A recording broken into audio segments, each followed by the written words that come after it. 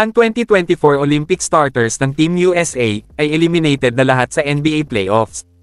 Ang inaasahang starting lineup ng Team USA sa 2024 ay may potensyal na maging isa sa greatest of all time.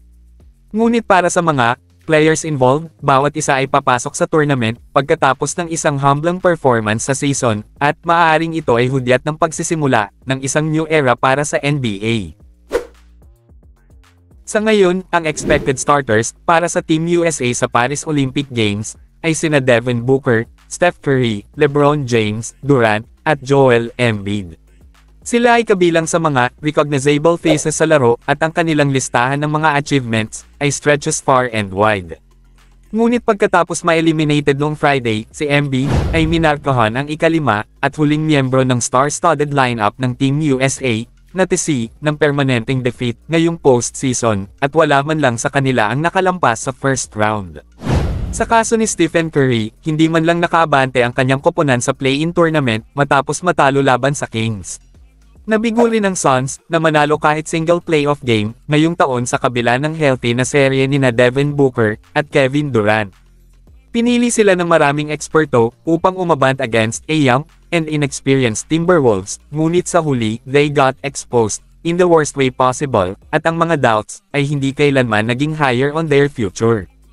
Ang tanging iba pang legend, besides kay Embiid, who managed to win ng kahit isang laro sa playoff ngayong taon, ay si LeBron James, and it took nearly everything he had to steal a single win laban sa mga defending champs, ang Denver Nuggets sa unang round.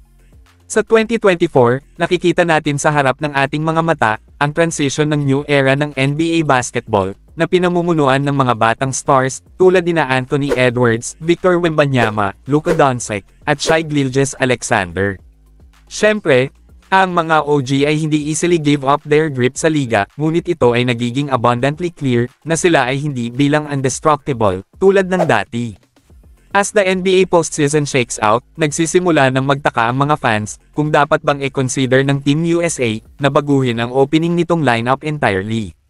Sa unang round pa lang, nakita na ang karamihan sa mga inaasahang starters nila na na-demolish ng kanilang mga opponents, at their place at the top ay challenged like never before. Si Joel Embiid ay specifically is getting ng maraming slack for once again hindi makalabas sa unang round, at ang mga fans ay nagkakaroon ng isang field day at his expense. Ngunit mahalagang tandaan na hindi lang siya ang superstar caliber player na nakabangon ng maaga sa playoffs ngayong taon. Si Kevin Durant ay nagkaroon din ng kaunting damage sa kanyang legacy.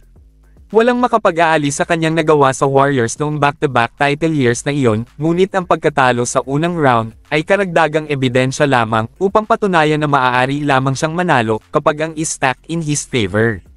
Ang katapatan ni Devin Booker ay nagdulot sa kanya ng sapat na mabuting kalooban sa mga fans, ngunit ang kanyang katamtamang performance laban sa Timberwolves ay hindi reflect ng mabuti sa kanyang ability to lead in the highest pressure moments.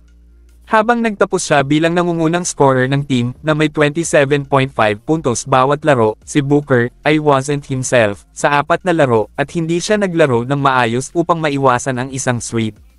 Ilang beses na itong nagawa ni Stephen Curry at binigyan niya ng sapat na dahilan para magtiwala na sa kanyang mga abilities.